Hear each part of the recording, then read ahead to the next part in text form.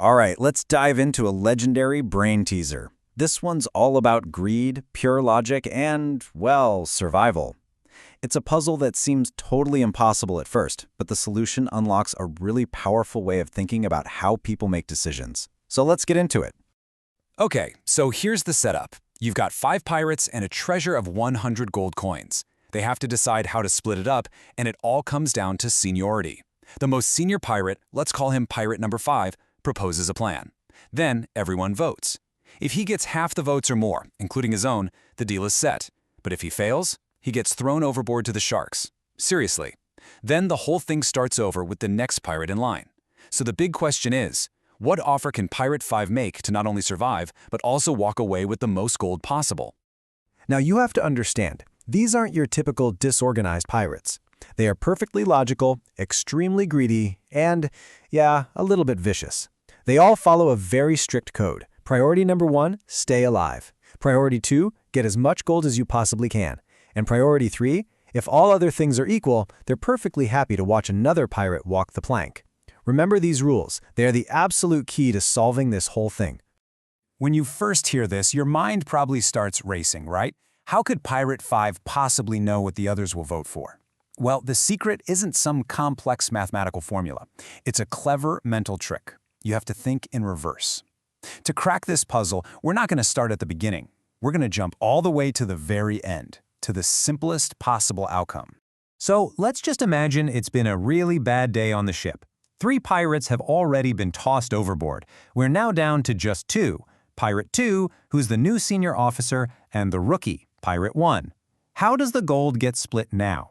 Well, Pirate 2 makes a proposal. He only needs 50% of the vote to win. With just 2 pirates on board, that means he only needs 1 vote, his own. So what does he do? He proposes he gets all 100 coins, and Pirate 1 gets a big fat 0.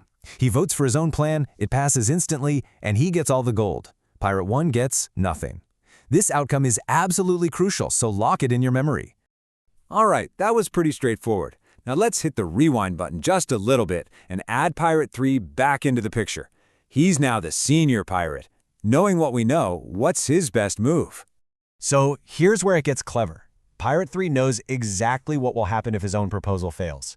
He knows he'll be thrown overboard, and we'll be right back in that 2-pirate scenario we just figured out, where Pirate 2 gets 100 coins and Pirate 1 gets absolutely nothing.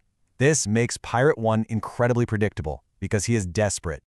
Pirate 3 needs 2 votes total to get his plan passed. He's got his own votes, so he just needs to secure 1 more.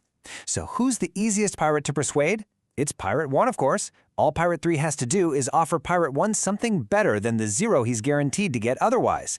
So he offers Pirate 1 just a single gold coin, keeps the other 99 for himself, and Pirate 1 is more than happy to vote yes.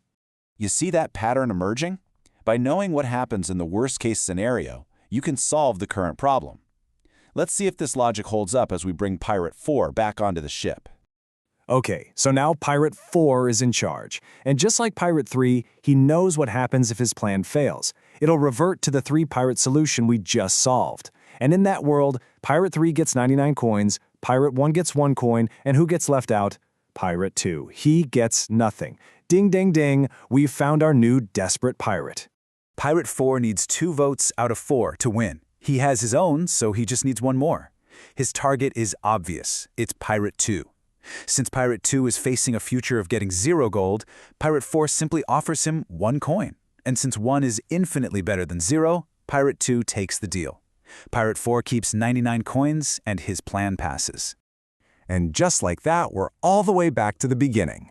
Pirate 5 is at the helm. He's got 100 coins and 4 other greedy, logical pirates to deal with. Now that you've seen how the logic works, can you figure out his winning move?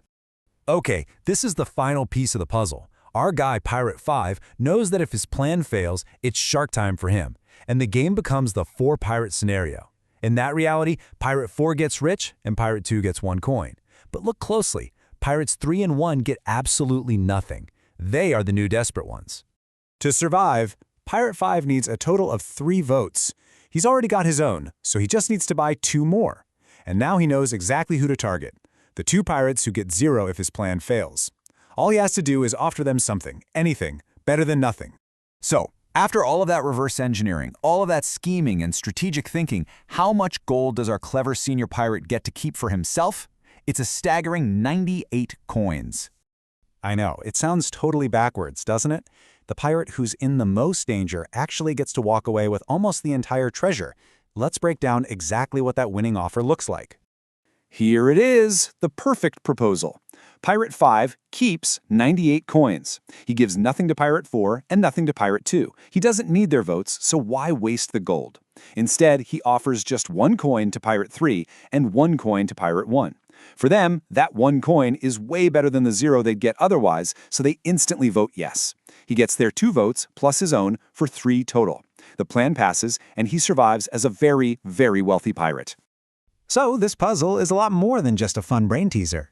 It's actually a perfect, bite-sized demonstration of a whole field of study that explains how we make strategic decisions every single day. This way of thinking is called game theory. It's all about analyzing situations where the best outcome for you depends on the choices that other people make. And the core assumption, just like with our pirates, is that everyone is rational and will always act in their own best interest.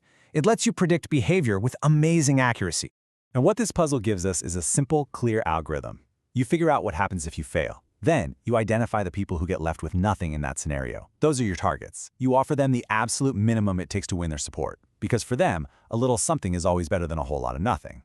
Ultimately, the pirate's dilemma teaches us that power isn't just about being in charge. True strategic advantage comes from understanding what other people want, and maybe even more importantly, what they're afraid of losing. It's about seeing the game from their perspective to figure out their next move. So the real question to ask yourself is, where in your own life is someone else's 0 your biggest opportunity?